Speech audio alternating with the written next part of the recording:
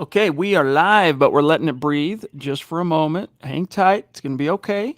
Hold your horses. Your football priests are here, but we got to bring on Facebook. We got to get the entire congregation under one roof. And it looks like we're good. Welcome in, everybody, to the Huddle Up podcast, presented as always by Mile High Huddle, powered by Blue Wire Pods. I'm your host, Chad Jensen. With me, my fellow football priest and the deputy editor of milehighhuddle.com. He is Zack Kelberman. Zack, yesterday there were some conflicting reports about what did or didn't happen relative to Drew Lock maybe getting pulled and perhaps Pat Shurmur losing his patience. Regardless of whatever happened yesterday, we know today Drew looked good. He was sharp. So what's your kind of reaction to just the last couple of days? You know, because they came back from Minnesota, rest day Sunday, Monday was a walkthrough, and then Tuesday, Wednesday they got back to business. Well, I want to start with the conflicting reports of Drew Lock being pulled from practice. I think that was a bit of an exaggeration. He wasn't pulled, as it was explained today. Drew Lock even said it himself. He went over to Pat Shurmur, and they just, I think he went past his allotment of passing reps, and I think he lost count of what he was supposed to do. It wasn't an indictment on his performance. It wasn't him being replaced. That was made a mountain out of a tiny little molehill there. So that's always the case with Drew Lock. The biggest thing I take to this, Chad, I'm watching what the Broncos say after practice, not necessarily what happens during practice. And Vic Fangio today, he went from saying on Saturday there's been no separation, and then he loosened up a couple days ago and said it's possible he might name a starter. And then now he's saying he's pretty damn close to naming a starter, but the caveat here is more information coming. I take that to mean two things. Either he wants to see Locke do it one more time for the second week in a row, and then he'll name him the starter, or he wants Bridgewater. This is his last chance to wow him, or else his mind is made up and he'll go with Drew going forward. I don't know how else you interpret those comments, but I just think it's a big about face from where Vic Fangio was before. Even Steven, absolutely still 50-50, no decision, and now he's pretty damn close with no game played in between those points, just the one game to fall back on. Do you buy the rumor that we have addressed on the show? I think it was night before last, that the coaches, Vic Fangio, Pat Shurmur, Mike Shula, they've thrown in wanting Teddy Bridgewater, pardon me, the consistent, kind of know what you're going to get canned veteran. And meanwhile, you got the execs like George Payton, John Elway campaigning for Drew Lock. That's the stage. And then to add a little bit more context, Peyton, having already gone on record multiple times as saying the ultimate decision is going to be Vic Fangio's. I don't buy the rumor that there's favoritism going on or divisions or camps taking place inside Broncos headquarters. I think they're letting the quarterbacks play their best brand of football this preseason, and they're judging them on those merits. And through one preseason game, if they want to see the games, if those are the barometers as opposed to practice, then Drew Lock won that round.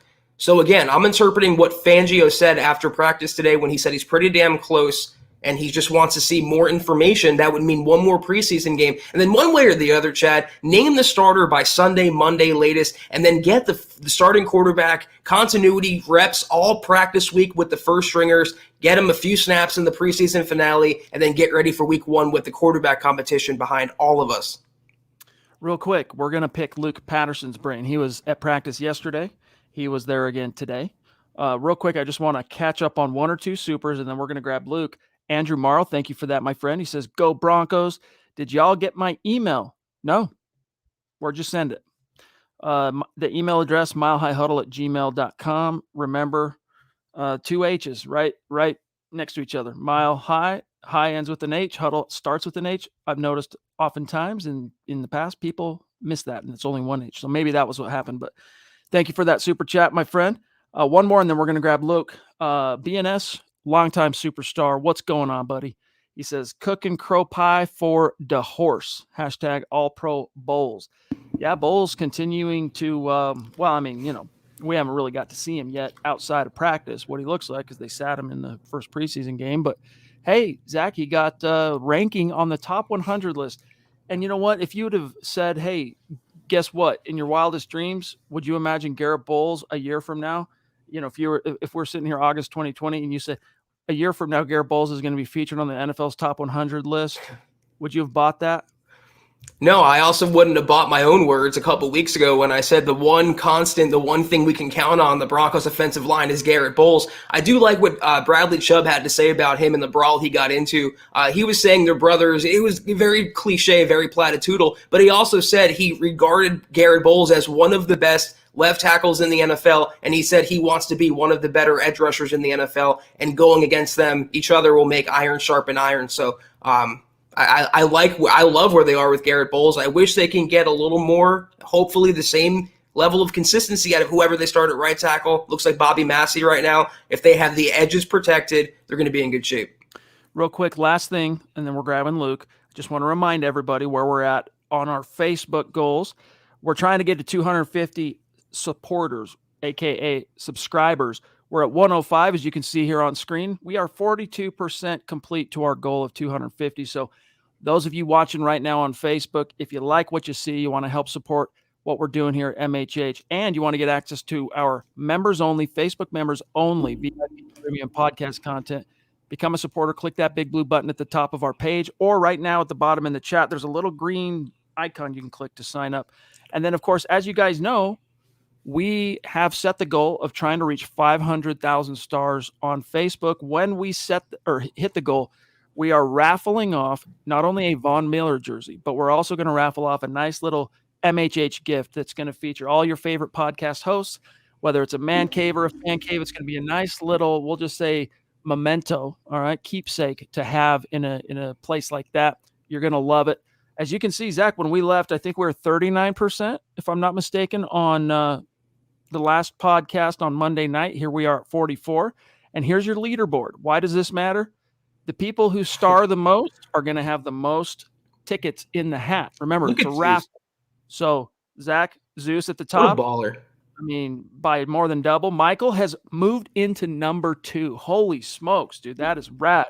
Thanks, Michael. Howie frickin' Day in 3. I mean, we're seeing like a power shift here on the top 10 and the top 5, I should say. Travis Weber still in the top 5. Andrew Lampy, 5. Gary Leeds Palmer, the legend himself, at 6. Travis Tarbox at 7.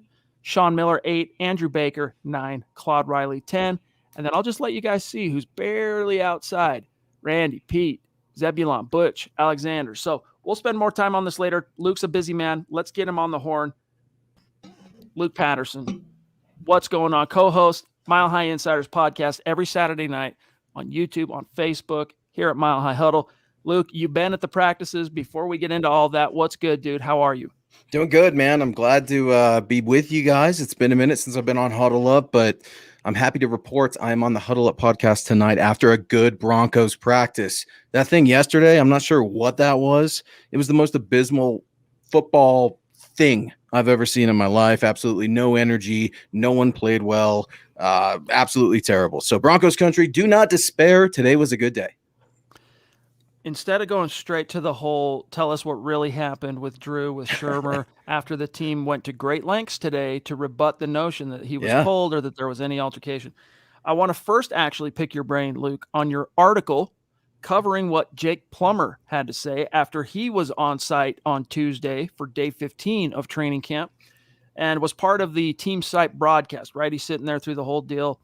And he told friends Nick Ferguson, Cecil Lammy on their radio show, Nick and Cecil, every weeknight on 104.3 The Fan in Denver, basically that it was lackluster, as you've been saying, lackadaisical. Where's the discipline? Where's the accountability? And he basically said, look, leaders need to step up here and call each other out. If I would have been making the type of mistakes I was seeing yesterday, Rod Smith would have said something, right? And that rang true.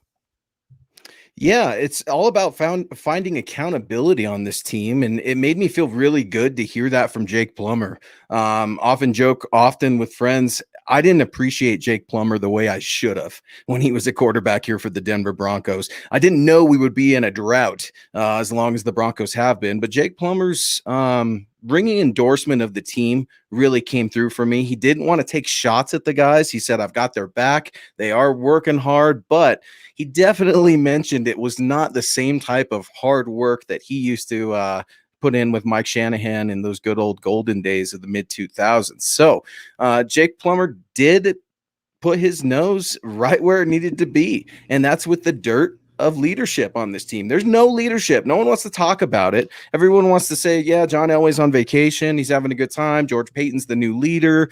Not really. George Payton's trying to figure things out. You've got a head coach that's disconnected from offense and special teams. Who is the leader of this team?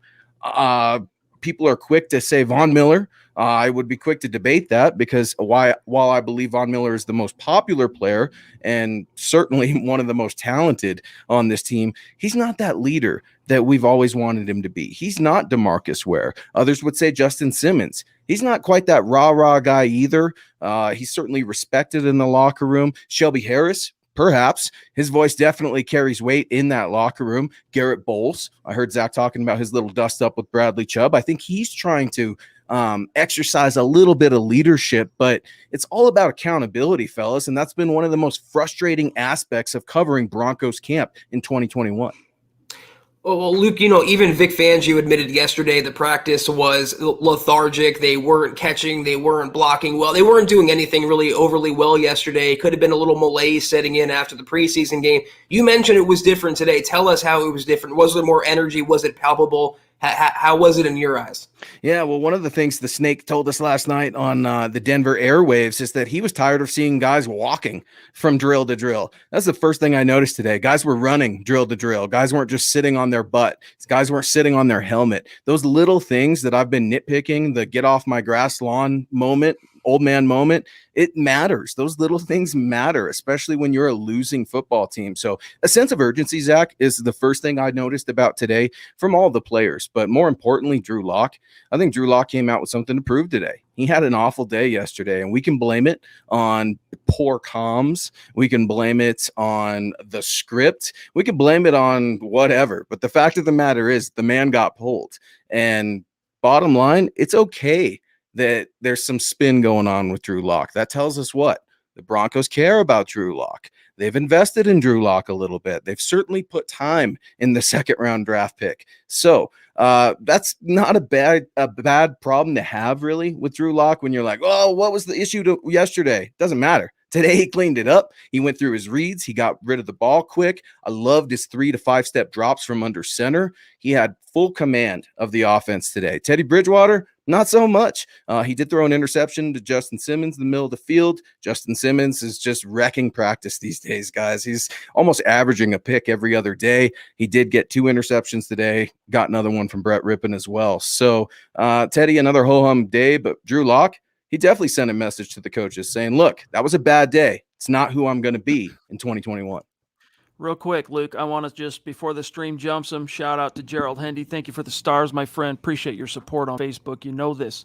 He says, hopefully Drew wins this. This is why Teddy was brought in, to push Drew to become better or to start if Drew showed no improvement. Lock's shown maturity and improvement. So let's hope Drew is the starter or it will be a boring losing season with Teddy. Thank you again, Gerald. That's one thing I'll concur with on Gerald is today hearing Drew Lock at the podium. Now, listen, Luke's sitting here telling us he was their eyeball witness, right? And in the court of law, that means something, right? If you're an eyeball witness, that's tangible evidence to something that did or did not happen. And your interpretation was that Drew Lock was pulled, that Pat Shurmur was a little fired up about it. And then shortly thereafter, he was put right back in. Well, the team goes into, whether it was true or not, a kind of PR spin mode today, whether it was from certain mouthpieces in Denver media or from the team itself, including Drew, saying, no, that's not what happened. Here's what happened. But in that moment, Luke, at the podium today, I recognized in Drew Lock a significantly more buttoned up, significantly more mature type of quarterback. And I thought it was really interesting when he started talking about how this competition has affected him between the years, right? He's never had to really sing for his supper. The strength of that arm has always, paid the bills for him, and he's never really been tested or questioned on that. He's had to justify it, but he's never really had to compete. And this is a new experience to him. And he admitted today that it has plumbed the depths of his, for lack of a better term, I'll call it his football soul, his wherewithal as a quarterback that he maybe didn't know he had there to plumb, right? And so that was encouraging to me. Are you seeing signs of maturity out of Drew on the field? You bet. And it started last Saturday against the Minnesota Vikings. Obviously, Pat Shurmur called a very strong game to each quarterback's strengths. But one of the biggest takeaways I take from that Minnesota game was Drew Lock on the sideline, studying with Teddy Bridgewater when Teddy was in the game. He was very serious and locked in. I thought it was hilarious that he didn't know Steve Levy's name. But you're seeing a mature player. You're seeing a grown man. You're not seeing that kid with swag. You're starting to see a young quarterback with confidence. Now, a young quarterback with confidence can definitely get you wins in the NFL, but how do they continue to build confidence? Well, it starts by having back-to-back days of practice. Now, tomorrow's going to be a walkthrough, most likely, with the team set to head out, I think, on Friday to Seattle to play the Seahawks Saturday night. So I do anticipate a lighter work day, if you will, and I know that bothers a lot of people. It bothers me too, because when players are there, I want them to be working, and it's just not the old NFL that we all grew up watching, Chad and Zach. It's a different time. I don't know if the Broncos are trying to be a bridge team this year to figure out the quarterback position if it doesn't work out with either guy, Teddy or Drew Lock. But right now, I'm expecting Drew Lock to have a good game on Saturday. I really am. I'm not so sure about Teddy. I'm a little interested to see if he's going to flip this switch that he just has never really had in all of his career. He's been the safe check down guy, but you know what? If you've got dynamic wide receivers and you can get the ball to them, they can do things. He might need some help from some guys Saturday night because Seattle is not Minnesota. They have not had a whole week to practice against the Seahawks. So I'm really curious to see how Drew Lock plays as well, but you can definitely see confidence, guys. And I'm so glad to finally report confidence. Enough with swag. Swag doesn't do anything. Swag gets you on Colin Cowherd. Confidence wins you football games.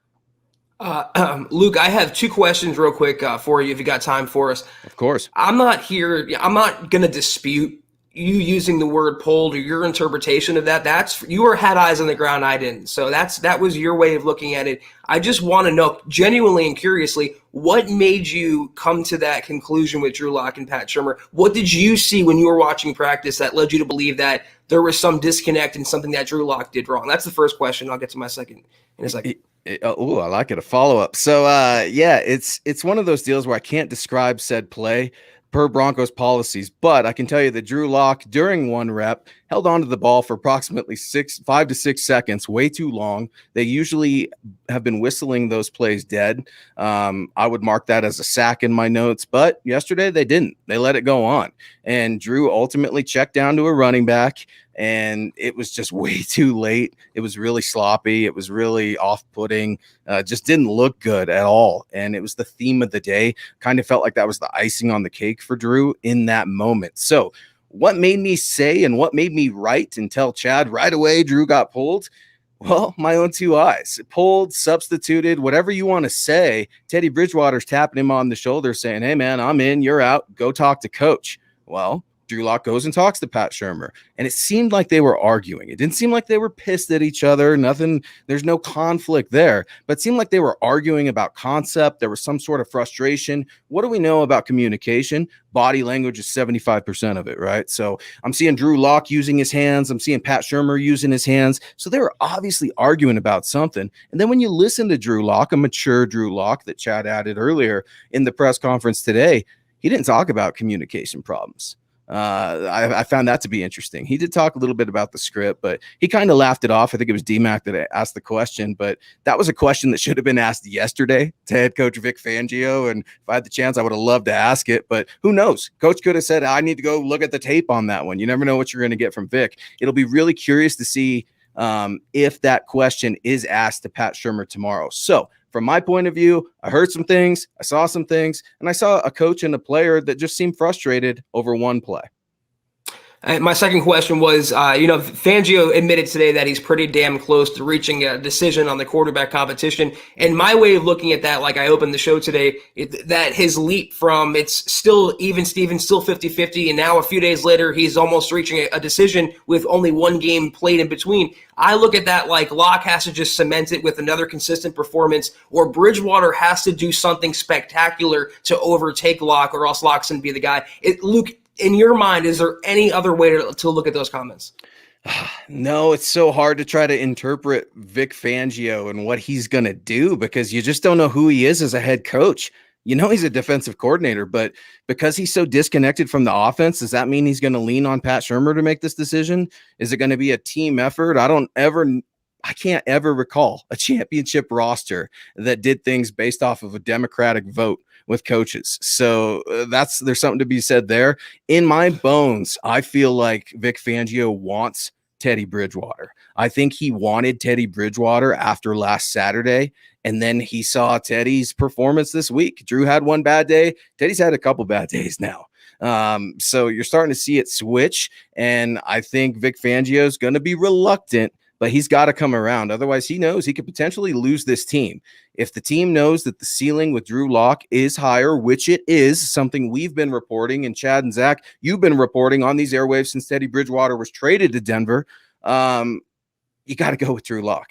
It's a lot easier to substitute Drew Lock, it's a lot easier to bench Drew Lock after already being named the starter and transition to Teddy Bridgewater if he gets hurt or if he's not playing well. Some people are predicting already that could happen by Baltimore. I absolutely hate that because on one hand, you're anointing Drew Lock as the starter, and on the other hand, you're forecasting him to get benched. That makes no sense.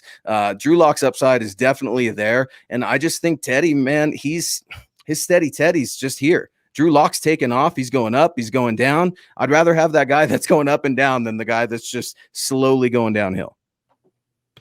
All right, brother. Well, thank you for the time, making time for us. We will hopefully get you on the show again tomorrow night. I'll be here. Last practice of training camp open to the public is tomorrow, Thursday, August 19th.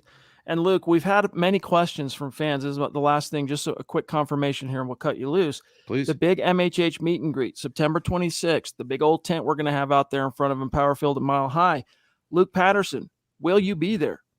You're damn right I'll be there. Is water wet? I mean, of course I will be there. Football is back in the Mile High City. Football is back in Broncos country. And one of the coolest things, Chad, Zach, that I get to do out there at training camp, I get to talk to our family. I get to talk to our crew, our people in Mile High Huddle. I know I can't send selfies with everybody I'm meeting at camp to you, Chad. Your phone would just go crazy. But MHH is out there, guys. It is absolutely cool to see our hats, our shirts. It's cool to hear guys telling their kids, oh, hey, these folks, I listen to them every night. They have a podcast every single night. There's no syndicate. There's no syndicate radio here. You don't have to pay for our articles. There's no spin. We're not paid by the team or anything like that. And on the other hand, we're not here to just be sticks in the mud. I've been called the Drew Lock hater since, I don't know, last offseason when I said he wasn't good at football because I've been so frustrated with the losing football of the Denver Broncos. But I call it like I see it. Drew Lock played abysmal yesterday. He completely turned that around today. That shows me that he not only cares, but he's transitioning his football, his potential into production. That's what we want to hear. All right, guys, make sure you're following Luke on Twitter at Luke Patterson LP. We'll talk to you tomorrow, brother. Have a good night. All right, be good, fellas. All right, brother. Thanks, talk Luke. to you later. All right, there he goes, Luke Patterson. Our boots on the ground. Zach, there's a lot to react to in our conversation here with Luke and more in terms of what happened today. But I want to catch up on some of our excellent, very patient Super Chat superstars. Starting with Cody Potter. What's good, Cody? It's great to see you, brother. Thank you for the support as always. He says, hey, guys, do you think the game goes like last week, or does Teddy get 1H and Lock 2H? Also, did you hear Mark Schlereth, I assume, say Teddy should start week 1 on the herd? I didn't hear that. And I'm not sure what the H means. Is that 1 quarter? First half, second half. First half. Hello. See, I need my syntax guy every day. I got you. Your thoughts, Zach, for Cody? Do you think the game goes like last week? Does Teddy? Yeah, Teddy's going to get – I think, he has to be fair about it. So I think, roughly a half, maybe a quarter and a half or so, maybe the full 2 quarters. It's depending how they're treating this game. If they're using the finale, the last preseason game, as kind of just a backup bowl and a kind of a way to figure out the younger players, then maybe they'll get just a half or a little less than a half. But even Vic Fangio said before last week, you can't really script it ahead of time. It's you can't determine game flow. You can't predict how things are going to shake out, how drives are going to be constructed. But the way Fangio has devised this from day one is that he's giving Teddy Bridgewater a fair chance to rebut what Drew Lock did against Minnesota. And he has to at least either match that or exceed it, in my opinion, to remain in this competition. Anthony Bomer, what's going on? Rocking his Let 'em Hate shirt with aplomb and authority. Double A. We'll call you Triple A.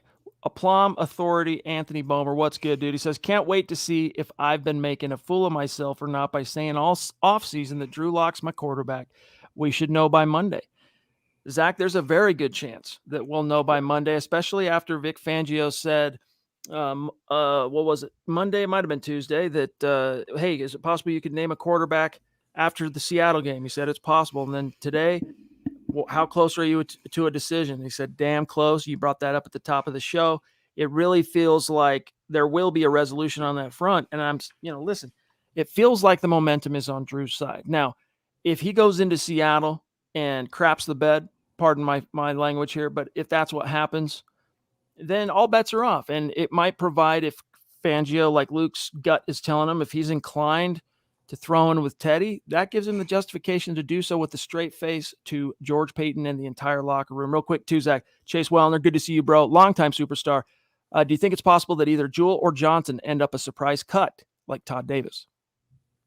To answer the first question, it does feel like the momentum is on Drew Lock's side, and that's my view of Vic Fangio's his words there. My interpretation is that he's looking for confirmation from one quarterback, either that Bridgewater can match it and maybe he can buy himself some more time, or that Lock can at least show most of what he did against Minnesota, and that would just say, okay, this is the new and improved Drew Lock, the consistent guy. I can rest my head at night easier knowing that through 2 weeks of preseason he looks a little better.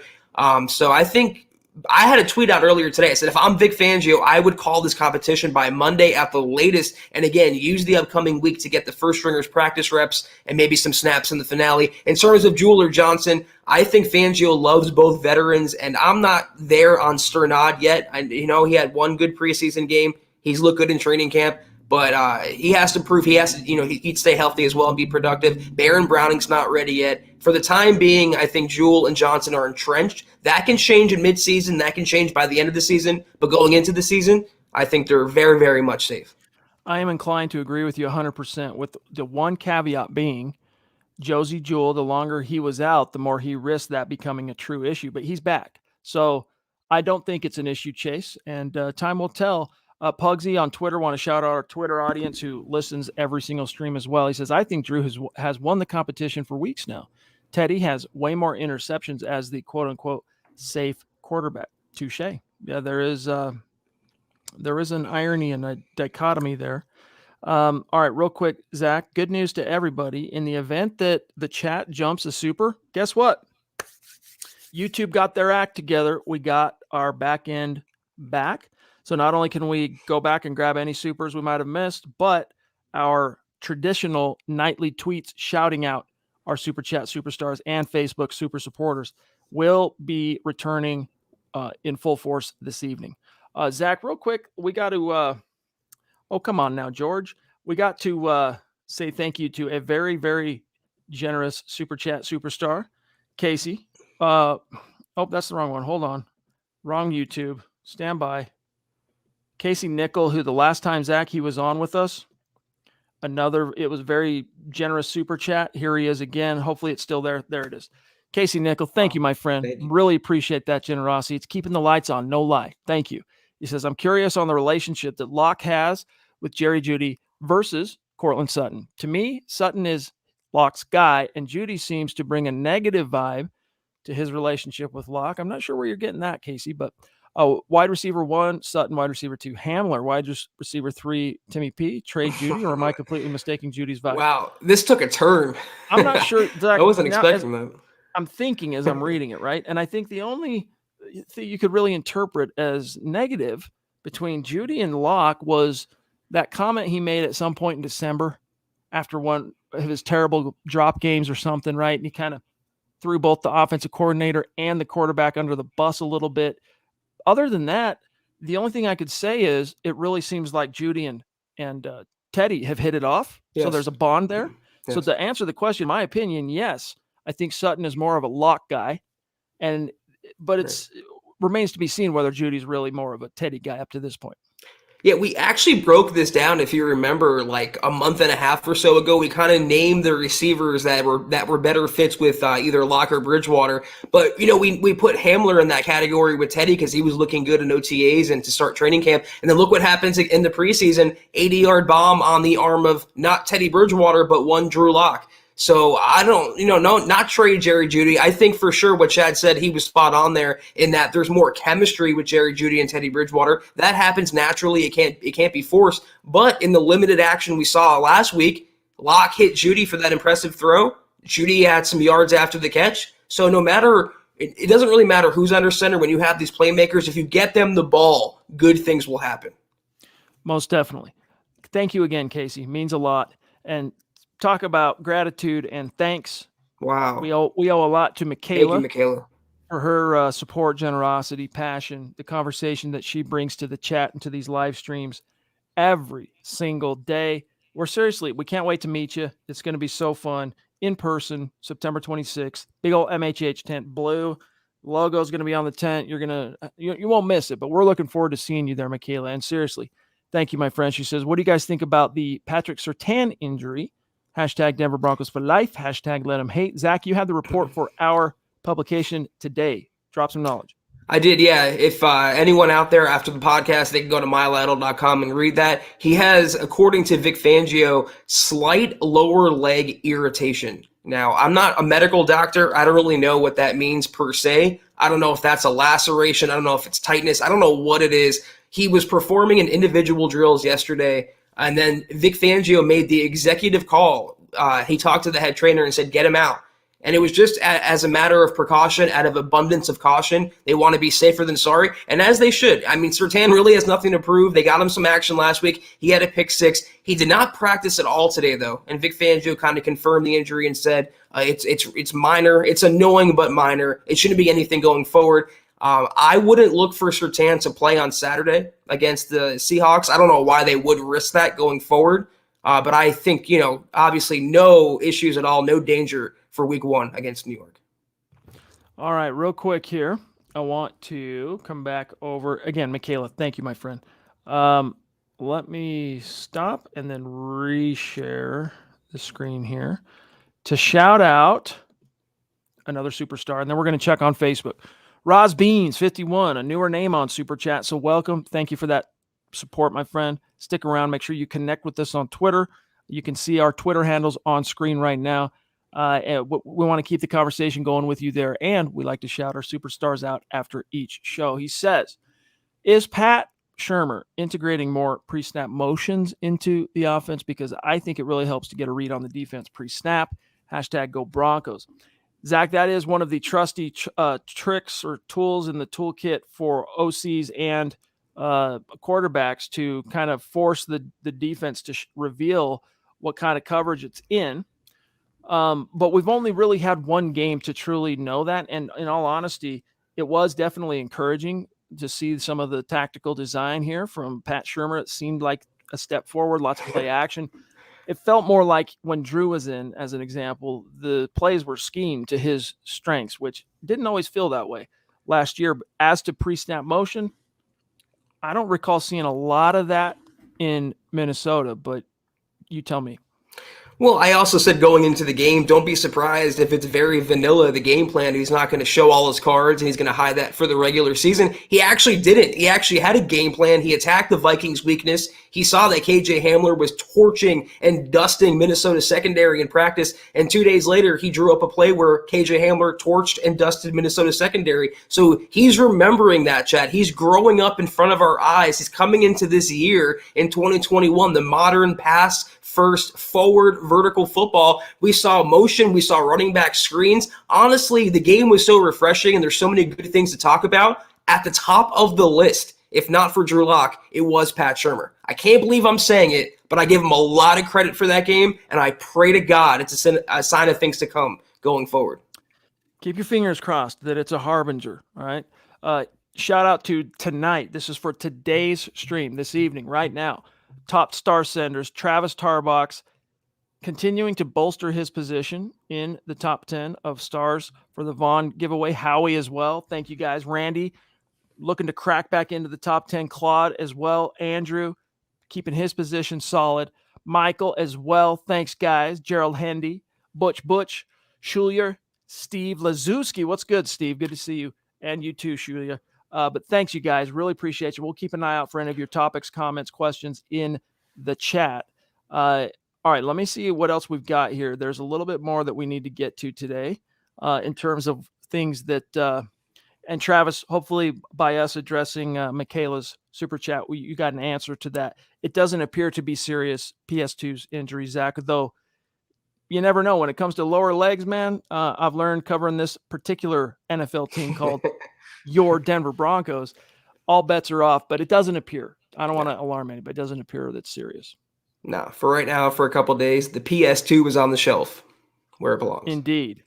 Up north of the 49th parallel, that's Canada for you non-geography majors, comes Tom El Greco, a bona fide Super Chat superstar. Appreciate you, my brother. He says, hey, Chad, Zach, and Luke, do you guys think the emergence of Trinity Benson has opened doors to put Tim Patrick on the market for a second-round player, maybe for a pass rusher? Thanks, boys. Listen up on that front. Trinity has, I don't think you could keep him off the roster up to this point. I don't have the information right in front of me, but as the copy editor for each and every one of Luke Patterson's training camp journals, Trinity Benson was mentioned in just about every one of them, if not every one of them, and then featured as one of the key takeaways, something to talk about in definitely more than half of them. Pardon me. And game one. So I think Trinity's got a place, on the team. I do wonder, where does Timmy P fall on this? And, we know that there are teams interested in him, including the Baltimore Ravens, who had a crack at him. That's who he was with before he ever became a Denver Bronco, ironically. I wouldn't be surprised. I'm just spitballing right now. I wouldn't be surprised, though, if Philadelphia made an inquiry to the Broncos about Patrick. They don't have a veteran receiver on the roster, and I feel like he'd be an instant starter and a good mentor for who they have. He wouldn't go, though, for like a 1v1 trade for a pass rusher, like a fourth-string receiver and a pass rusher. It's not really apples and apples there. I think he would garner at most a second-round pick, maybe a third-round pick. I'm keeping Tim Patrick, though. I'm keeping him because there's no such thing as having so many weapons. He is literally perfect insurance behind Cortland Sutton. And in terms of Trinity Benson, let's just say that you don't keep him on the roster and you choose a player like Tyree Cleveland or Deontay Spencer instead of him. How is that going over in the locker room? Not very well. This guy has won every single day of practice. He won against Minnesota. I think he's a roster lock at this point, as he should be. Shout out to Claude. Shout out to Travis. Appreciate you guys. And Andrew, hopefully you saw what we said at the top of the show. We didn't get an email from you, so make sure you're sending it to milehighhuddle@gmail.com, my friend. All right. Shout out also Kathy, one of the great ladies in our community. Good to see you, and a Super Chat superstar to boot. All right. Let me see here real quick. I just want to make sure.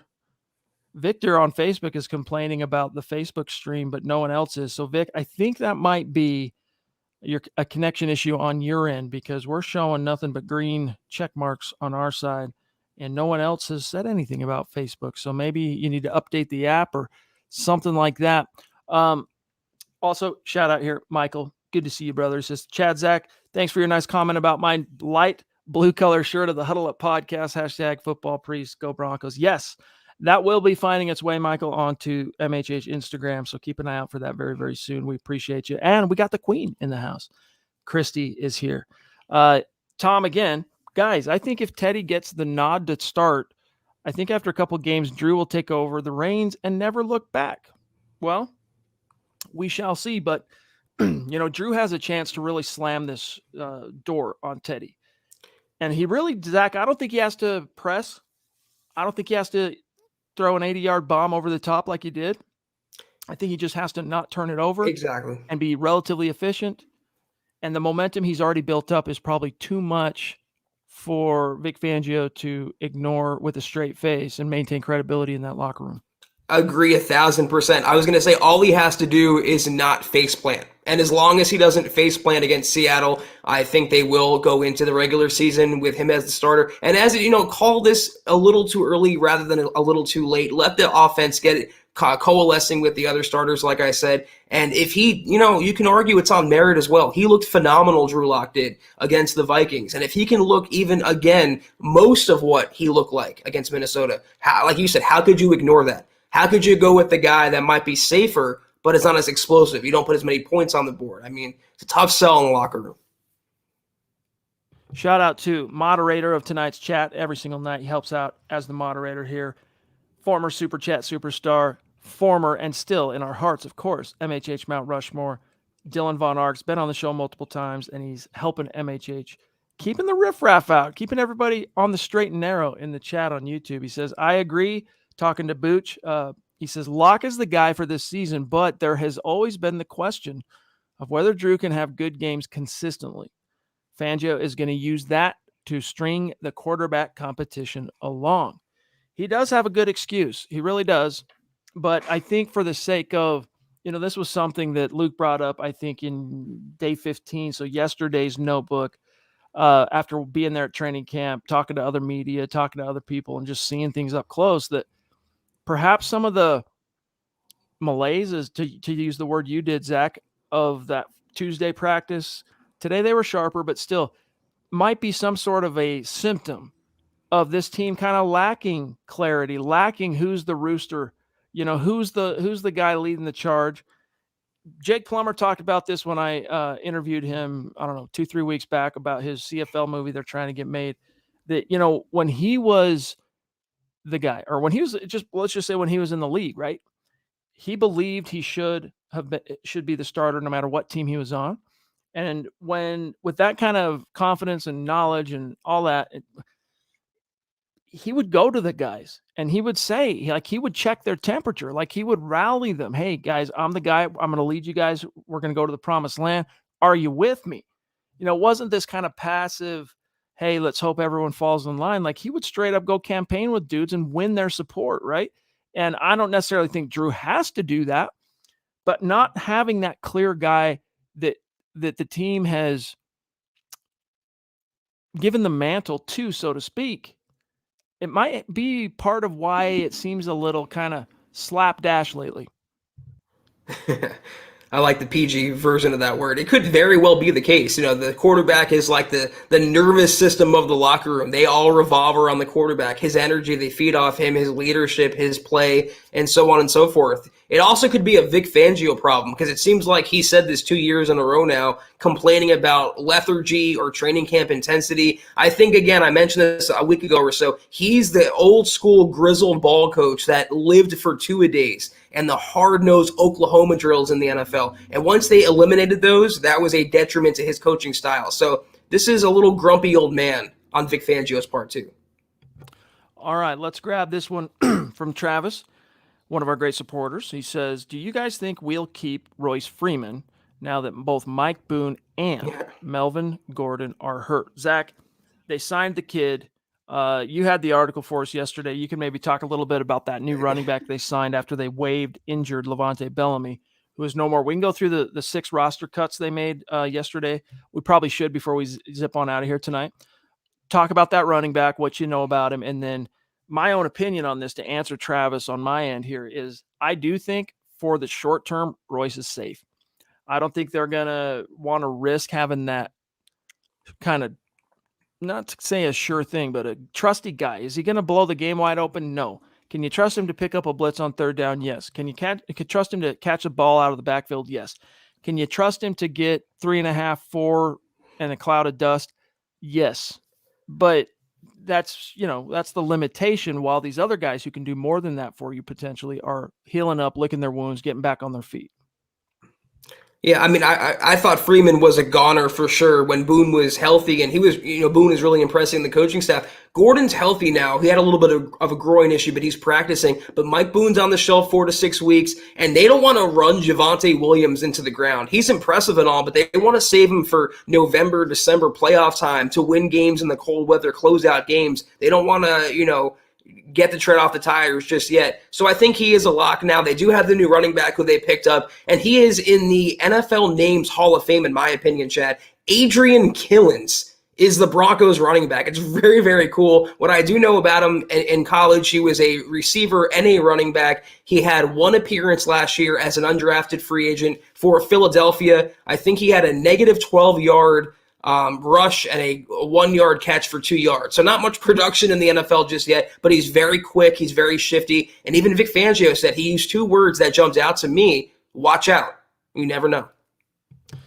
Yeah, that reminds me of one of the greatest football names of all time, in my opinion, and that's Darius Kilgo, right? Denver's 6th-round pick for many years back, was on the Super Bowl squad. Unfortunately, his play on the field didn't quite back up the coolness of his name. Now you got one similar in Killen, so we'll see how that shakes out. Real quick, we're going to grab Opethian, but first we got to say thanks to the Star Senders, give you an update where tonight's leaderboard stands. Travis at the top.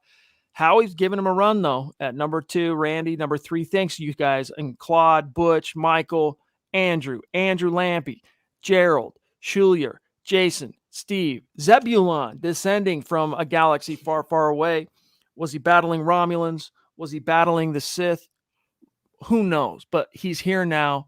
Good to see you guys, and thank you for the support. Zach, Opethian says, when Jerry Jeudy had his bad game against L.A. last year, it was Locke that went up to him to comfort him. Anyone else remember that? I do. I do remember that. And Locke has never said anything but kind, positive things about Jeudy in the press anyway. Nothing but building him up, talking about his talent, talking about his skills. I don't think there is any kind of anything to worry about between Drew and Jeudy. If Jeudy has a preference for Teddy, which it wouldn't surprise me, Zach, it would be that the ball comes out on time. And for a guy like Jeudy, who's that route running stallion, right? Timing is key for those guys. Like, it's wham, bam, it's snap, snap, get the ball out on point, because they're running their route, that they have worked their butt off to perfect, to craft. They've studied their opponent. They've studied the defense and all that stuff. And so those guys thrive best. I mean, think about it like with Marvin Harrison back in the day for the Colts, who was a phenomenal route runner, arguably the best of his era. He had the greatest timing thrower of all time hitting him. That's why they were peanut butter and jelly. That's why they were just the perfect combination during those years in Indy. And so Jeudy, he can appreciate a cue, whether it's a guy named Teddy Bridgewater or if it one day becomes a guy like Drew, that you never have to wonder if the ball's going to be there when it should. If anything, that's one thing I could see and why they maybe have formed the bond that they have. Well, unfortunately, one of the symptoms of Locke derangement syndrome is selective amnesia. So a lot of Broncos country won't remember that Locke went up to Jerry Jeudy and comforted him, and being the leader he should be. That's why I don't understand, the entire argument that Drew Lock is a bad, his too much dancing, not enough leadership. I never understood that. Criticize him for a lot, not his love for the game or his leadership. Those are inarguable to me. I don't know. No one remembers that, Chad. No one chooses to. And I have a test for everyone out there. This is non-rhetorical. Name me one player that came out and bad-mouthed Drew Lock, either publicly or off the record. You can't name one. Jerry Jeudy was the closest one, and that was also a shot at Pat Shurmur as well. So no one, either a coach or a player, has a bad thing to say about Drew. That's not a coincidence. Fernando, it's good to see you, my friend. Longtime Super Chat superstar representing tonight. He says, how is our interior defensive line looking? So far, so good as far as practice is concerned. Mike Purcell's back in the saddle.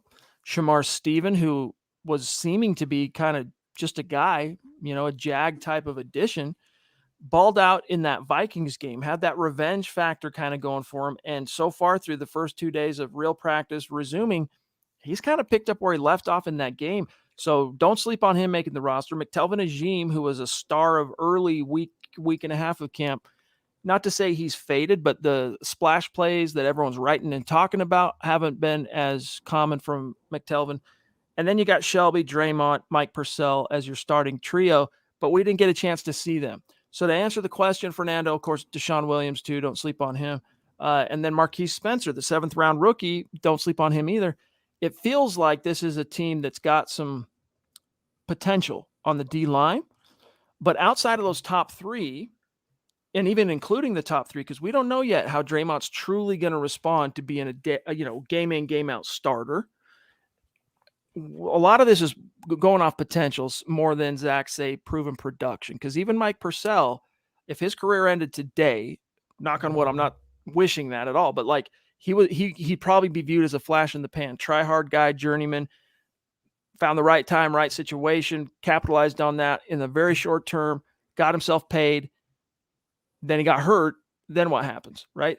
Shelby's the only guy on this roster really with any bona fides, and even his is relatively shallow in terms of overall sample size. So there's not a lot of proven production on the D line, but that's not necessarily, Zach, something to say, oh, that we got a problem here. If anything, that shows you that this is a unit that is still becoming, and it has potential to really be something. But at the same time, because they're lacking those live bullet reps together and the proven production over a larger sample size, I can understand some misgivings because you don't know yet. We don't know. You know who no one misses though? And that's Jarrell Casey. Because the Broncos, they have so many pieces on the defensive line. They are so deep that he's been just a forgotten memory now. And you mentioned Deshaun Williams. His play jumped out to me against the Vikings. He was very active in the backfield. I think Draymond Jones is going to have a Pro Bowl year. Shelby is Shelby. Mike Purcell is Mike Purcell. When he's healthy, he has to stay healthy. But, even the Isaiah Max of the world, Shurmur Steven, that was a signing I really didn't understand that George Payton made, but it proved dividends in the first week of the preseason. I mean, and on top of all that, you have these players performing and you have the talent, and you have Bill Kollar, for my money, the best defensive line coach in the league, coaching them all up. I mean, I understand what you're saying about potential not proven. I don't think potential is the word, though. I mean, they are brimming with Pro Bowl and All-Pro upside. They are that good and that deep. Appreciate that reminder for everybody. Travis, keep the stars, keep the likes, keep the super chats coming, fans. We do really appreciate that. And also shout out real quick to Andrew. I'm going to read your chat here, your comment in the chat. He says, our opening game can't come soon enough.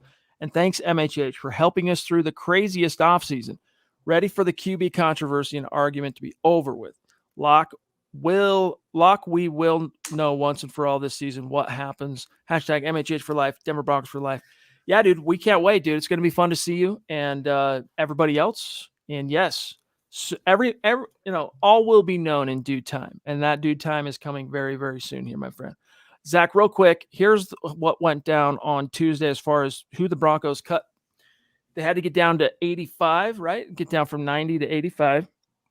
And so they made 6 roster moves, waves, because they also signed a guy. So, they didn't go to 84. But here's who they cut loose. Rojesterman Ferris, the corner, who was signed, a few days into camp and honestly looked good initially, had a couple of picks in a 3-practice span.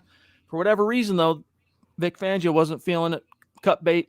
The recent addition, defensive lineman Lorenzo Neal Jr., son of the former All-Pro fullback, who I thought looked pretty decent in that Vikings game. They cut him. Linebacker Peter Kalambai, who I mistook upon my, when I was watching the game on the actual live broadcast Saturday night, I was dealing with trying to troubleshoot as well this AC unit in my new studio. And so I was a little bit distracted, and I saw the dreads, and I thought, oh, they got Alexander Johnson out there. Nope, it was Pete Kalambai, cut him. And also Deion Sizer, who's been with the Broncos for a couple of years now, former undrafted rookie. They let him go. And the wideout Devontae Dukes waived injured, and probably the one fans will recognize the most and had a little bit of hype behind him, pardon me, last summer. Levante Bellamy, the former undrafted rookie running back who joined the team as a college free agent last year. And then, of course, in his place, they signed Adrian Killen. So, Zach, that's a good roundup of what happened there as far as the cuts. And then next week, Broncos got to trim down even further. So this shows you why each and every preseason game and every single training camp practice is of the utmost importance. Yeah, they have to get down to 80, and then by 53, I think by August 31st. I was really surprised by the Ferris release. I mean, I didn't think he was going to make the roster, but to keep guys like Parnell Motley ahead of him and Duke Dawson over him. I mean, Ferris came in the first 2 practices. He had 2 interceptions. I thought that was a pretty good signing. But the one common theme there, Chad, is they cut a player from their deepest positions, defensive line, receiver. I mean, that's pretty much the where they can make the moves right now. It's trimming the fattiest fat on the roster. It gets tougher now as they go on. Lord Deer, another one of our great listeners up in Canada, proving Broncos country is not a geographic location, gang. It is a state of being. It's wherever you are. And Lord Deer, he's up there north of the 49th parallel. He says, at the end of the day, I would have to believe we are about to turn the corner around here and are in for some fun for a few years. 10 wins, next 5 years. Man, from your lips to the football god's ears. In all honesty, Lord Deer, we hope that's how it shakes out. It does feel a little bit different this time, but Zach and I have said multiple times on this podcast, this time around, we're not going to get caught up in that. Last year, in all frankness and honesty, your football priest probably did get a little swept up in the hype, right? The way that 2019 season ended, 4-1, big national guys talking Drew Lock and a pop and all this. Of course, we couldn't have foreseen either, just like no one was able to foresee a pandemic, the likes of which the world had not seen in over 100 years, hitting. That changed and altered the equation. But nevertheless, Zach, we are optimistic, but we're not getting out over our skis. You touch the hot stove and you get burned and you don't touch it again. And you know what? My hand is still blistered from touching that stove last year. I want to see them do it against the Giants. I want to see them do it again against the Jaguars. And then in person, in front of all of our listeners, Chad, when we're there, I want to see them do it again against the Jets. I want this team to prove they can be as good as we think they can be. It starts with the coaching. It starts with the quarterbacking, because everyone else on this team, the supporting cast, the weaponry, the defensive talent that they're stacking, they can win 10 games on their own. It's how far they can go with the other two components, coaching, quarterbacking, or how much they're going to be held back by those two components. Howie says, and thank you for the stars, Howie, do you guys agree that Trinity Benson will, at the very least, take Deontay Spencer's place on the roster, allowing the team to keep another wideout, as in Tim Patrick? Guys, Tim Patrick's spot on the roster is guaranteed unless he's traded. Tim Patrick is not getting cut. Even if he hadn't produced like he did last year in relief of the injured Cortland Sutton, they RFA tendered him, which guarantees him this year, Zach, it was either 3.2 or 3.3 million. He's going nowhere unless he's traded. So the first half of what you're saying there, Howie, is true. I do agree. If there's anyone that Benson's rise has come at the expense of, it is Deontay Spencer. And probably right next to him is Tyree Cleveland. So if I'm looking at the depth chart real quick, Zach, right now, like if the Broncos were cutting down and they were going to give you the full regular season depth chart tomorrow, I would speculate it would be Sutton, Judy, Hamler, Timmy P, Benson, and then it's take your pick if they end up keeping 6, because Benson, they have traditionally kept 6 under Vic Fangio, with Spencer bringing up the rear there. But I'm not sure they will this year, just because Benson has shown he can do the punt and kick return thing. Well, more the kick return thing. Remains to be seen just how trusty he is as a punt returner. But yeah, man, if anyone's on the losing end of Benson's rise, it's definitely Deontay Spencer. I was going to say another guy that I would keep off the roster, and this might seem sacrilegious to Broncos country after last season, but that's Kendall Hinton. And he's had a great training camp as well. Though, if they need a 6, though, and they have Benson on there, I'm taking Kendall Hinton over Deontay Spencer. I just really can't stand guys that play an offensive position like running back or receiver and contribute nothing to offense. It's all the special teams. They can cross-train a guy like Benson who's faster and I think more quick twitchy, if that's a word, and just shiftier in the open field than a Deontay Spencer, who, by the way, I hate to break this news, he's not Dante Hall in his prime. He is definitely replaceable, and I'm keeping Benson over Spencer all day, every day. All right, guys, we're at 58 minutes, so we have to rapid fire. There's 3 or 4 supers that we haven't got yet. We'll grab Zebulon, those supers, and then we got a dip. He says, does Zebulon, how many Pro Bowlers are on defense this year? Hopefully it turns out better than last year's prediction. I don't even remember what our prediction was on that last year, Zach, but Von Miller, Bradley, I'm going to tell you who has the, who are the players for that. Von Miller, Justin Simmons, Bradley Chubb, maybe Shelby if he can get some sacks, maybe Draymond if he can get some sacks. D linemen don't get Pro Bowl unless they're sack guys, right? Pick a corner, including Patrick Surtain, probably Surtain, Fuller. That would be the ones who I would have relative confidence saying don't sleep on them earning Pro Bowl nods. But guys who could also threaten Kareem. We'll see if Ronald Darby's can turn it around under the tutelage of secondary expert Ed Donatel. We'll see. Yeah, you pretty much named everyone, but I do think that the Pro Bowl does still include nose tackle, so I'll throw Mike Purcell in there as well, if he can stay healthy. I mean, according to Pro Football Focus in 2019, he was the highest graded player against the run in the entire NFL. So if there's some utility to that, for sure, in the league. But I think Chad named the realistic options, starting with Von Miller, Simmons, and Bradley Chubb. All right, I am... Instead of doing it through the back end of YouTube, I'm going to actually look at the stream itself so that we can show everybody's profile pic here before we get on out of here as we grab these last 3 supers or so. Starting with Andrew Morrow. Thank you, Andrew. Sign Tim Tebow. He can be a backup to Locke and Fant. 2 birds, 1 stone. Nope. No way. Rim shot. It's over. Yeah. He obviously he's joking here, but yeah, Tim's time in the NFL is officially. No, I'm talking to Tim. It's over. It's over, dog. Move on. Ed Keating, good to see you, brother. Rocking his Let Him Hate shirt. Locke will be the starter. Thanks, Chad and Zach. Locke 2021, Let Him Hate, Denver Broncos for life, and state of being. That's some confidence for you there, gang, from Ed Keating. Appreciate you, Ed. As always, you are the man. All right, I'm just blasting through this because we don't want to leave anybody out in the cold, and then we'll also see the final tally for today on Facebook. Steve Scotty on Super Chat. Thank you for that, my friend. That's a name, Zach, we do not recognize. Scony. Is that a picture of a scone? It looks like a doggy. Oh. Actually, I can't tell because I have it blown up so big that it's pixelated. One of us is really wrong, though. So whatever it is, yeah, don't know. But he says, imagine Judy's route with Peyton Manning. I think it is a dog. I don't have to imagine it. You know why? Because Jerry Jeudy's drops and his attitude, at least from last season, would have infuriated Peyton Manning so much he wouldn't have even been on the field. So it would be exciting to think about what he could do with a player like that. But we saw that happen already with Marvin Harrison. That was always Jeudy's top NFL comp, was Marvin Harrison, minus the off the field car wash incidents. Right. Which often gets swept under the rug when his name comes up. But that's neither here nor there. All right, before we say good night to everybody and do the final tally on Facebook, I think this is a good question to answer real quick from Michael on Facebook. He wants to know, hey guys, I live in Las Cruces, New Mexico. Quick question. I've noticed preseason games have been blacked out in my area. What's the best way to get these games in the future? NFL, ST, or Game Pass? Appreciate any help, guys. Zach,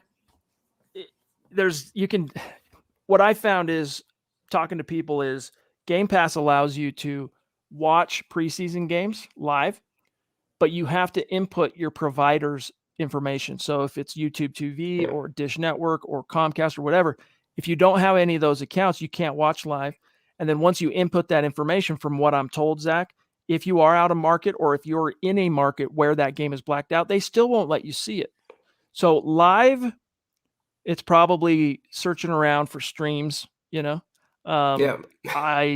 Other than that, Zach, what I would say is, I know that we probably shouldn't give specific website names out there. Zach is very savvy at finding those streams for what it's worth, but all we can tell, what's the best thing you can tell a guy like Michael on how to find those without spilling the beans completely? Get him as close to it as possible.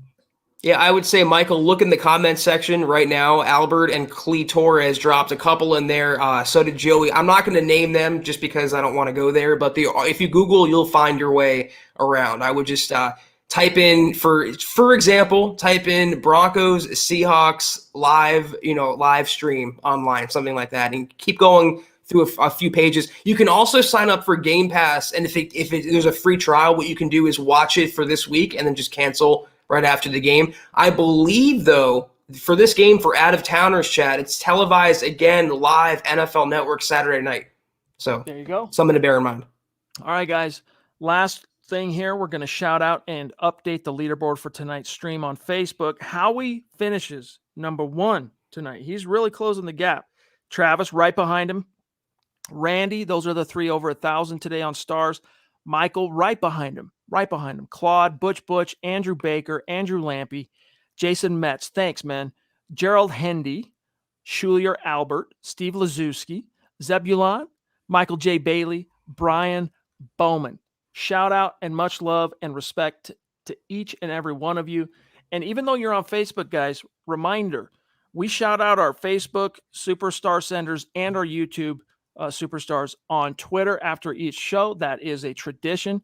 So if you're on Twitter, make sure you're connected with us and let us know who you are. Because oftentimes, there's people who have a handle on Facebook, but their Twitter handle is different. Vice versa with YouTube. So you got to do one of these and make sure in our mentions we know who you are. We will follow you back if you are a superstar, guaranteed. And we will shout you out. So make sure you guys do that. Follow myself at Chad and Jensen, Zach at Kelberman NFL.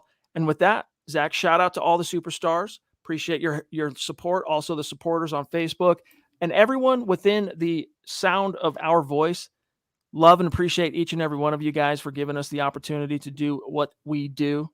And we'll see you tomorrow night for the Mile High Mailbag.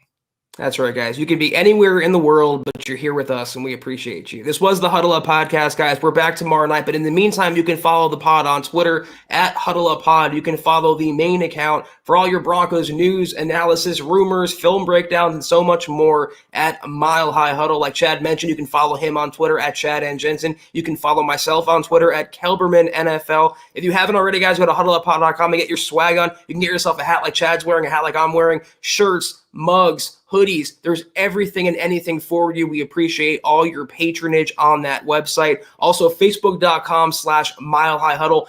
Big blue button. Become a supporter. 3 exclusive shows right now. Kelberman's Corner, Broncos Book Club, Trickle Zone. More on the way. I promise you guys it's worth it. And we appreciate all you tuning in each and every week. And facebook.com/Mile High Huddle Pod. Like the page and follow that page. But if you can't do any of those things, we totally respect and appreciate you still. As always, we ask you to do 3 things that take 5 seconds. Subscribe, like, and share this video and every video you see on the MHH channel. It helps us grow and reach new Broncos fans just like you and bring them into the huddle. We are out for tonight until tomorrow night, 6 o'clock Mountain, 8 o'clock Eastern, Mile High Mailbag time. Take care, and as always, go Broncos.